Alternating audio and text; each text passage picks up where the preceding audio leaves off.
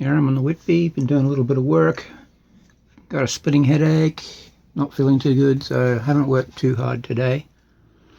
What I did do, I'll show you in a minute. I'm looking at the cushions in the aft berth here, and I've taken the measurements of all this here, put them down.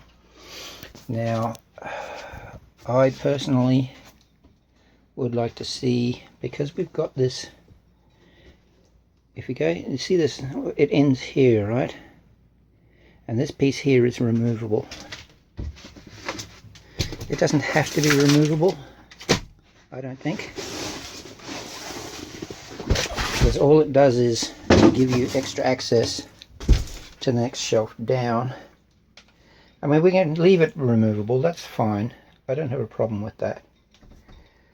But there's another access panel in below there as well. I keep forgetting what's in all these different areas. Okay, that's to do with the automatic pilot. So you don't need ready access to that on a regular basis. So this shelf here, while you can have this access panel in here, it doesn't have to come out much or often.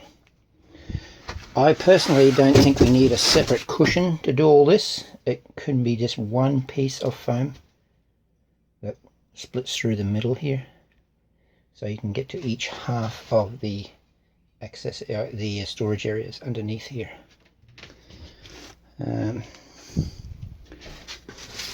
That's my thoughts on this. Rather than having 3 pieces of foam, only having 2.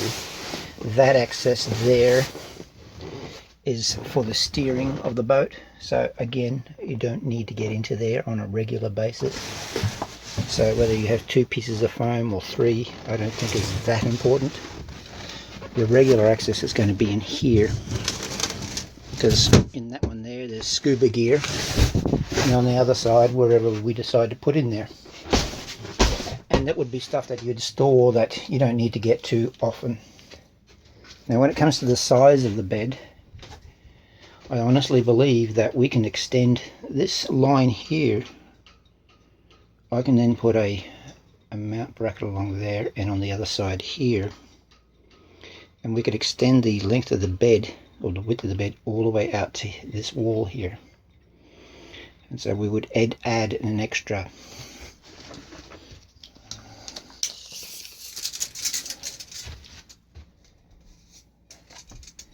we would add an extra 17 inches. That's almost 1.5 feet wider than what it is now. Personally, I think that would be a good idea.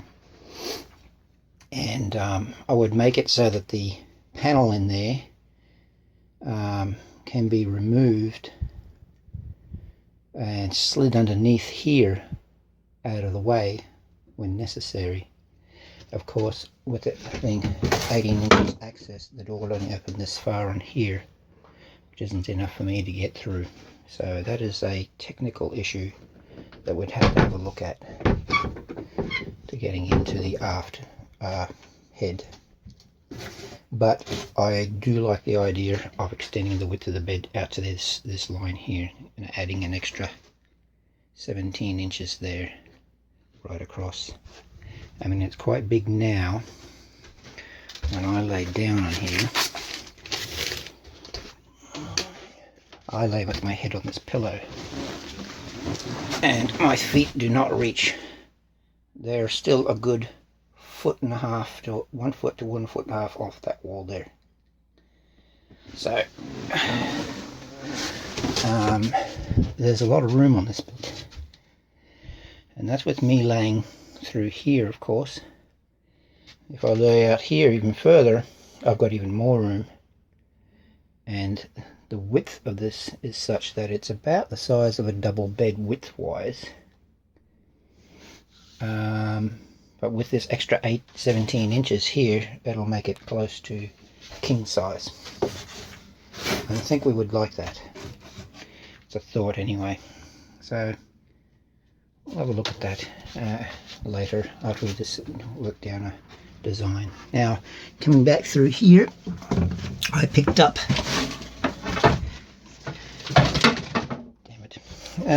picked up these two winches today. These are the main winches that go on the cockpit area. They were missing, so this is a pair of variants that are in good condition. I'm just going to service them. They got steel jaws on them, so this here is steel. A lot of them you see are plastic and they break off. This being steel, well, just won't break, so they'll do well. They're self-tailing winches too, which is what I really wanted. Self-tailers, I think, can very nice.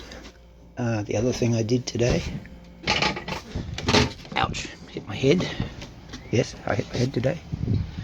I did the last of the fiberglass layers in there. Once that's set, I'll clean off the edges. I'll put some fairing compound in around the edge, feathering, to feather off the edges, make them smooth. When the feathering compound dries and it's sanded off, I can then put the gel coat on, and that will be done. So that's what's been done today. Not a lot, but it's something. I took a load of rubbish to the dump as well, pickup load. I talked to Brad. Well, I did a deal. He's taking the bar lights that I have. He paid me a bit of cash, and he's going to get me another hatch. And we're also maybe doing a deal for the Contest 32 in trade for the red car, with me doing some labour on the red car to complete it, but not actually spend any money on it. I'll talk to you later about that in, when I see you tonight, and see what we think. And yeah, it's a possibility for making money, I guess. Help spend a bit more extra money on this thing. Alrighty, that's it for now. I'm gonna, it's, what time is it here? It's about 2:30, maybe 3 o'clock. I'm going to continue on for a couple of more hours here, tinker away on some bits and pieces, get some stuff done. I might try to do some sanding. Well, get the ladder, not the ladder, but the stairs from the Irwin, and bring them over and set them up on the side of the Whitby here. And then, yeah, look at setting up a some ladders with some planks that I can walk on between the ladders to do hull sanding and priming and such, which is what this here stuff is for. That is a gallon of primer, which will do the boat. I also have in here the mixing pots. And I've got some thinners in there as well for the yellow paint, which is still at home. I should bring that on board next. These are the rollers I bought, which are high quality thin wall rollers for doing the top coat, the yellow. So that's good. I've got 3 of those. And yeah, here is the gel coat that I'm going to use on the deck. And we're probably on the areas where I need to do minor repairs on the hull before it gets painted. So there's that as well. What else is there? That's about it for now. I'm really pleased about these winches. They typically, if you had to buy new winches, these aren't new obviously, but they're in good condition and they'll do the job. They're probably over $1,000 each. So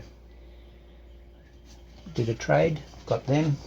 That's another expense we don't have to worry about. And I'll continue to do what I can do. Alrighty, talk to you soon. Bye. Quick little update. I've done some more work this afternoon. I'd like to show you the fiberglassing area, which is this. This has got the fairing compound in there now. That's the final stage before you put gel coat on. Well, we're hoping anyway, because what I do is, after this is set, I sand all that smooth, and when she's baby bum smooth, I'll be able to put the gel coat, the white gel coat, smooth coating over that. And then I can put the foot back in, which is the step for the base of the mizzen mast. The step is here. This is what will screw down on top of here when I'm ready. And that's where the mast will go. That's the plan. I had some leftover fairing compound. So what I did, hang on, I'll just come down the ladder and I'll show you. Down, down, down, down.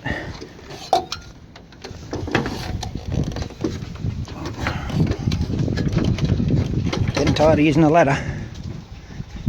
I quickly sanded some areas in the side of the hull where there were scratches, and I've patched them too.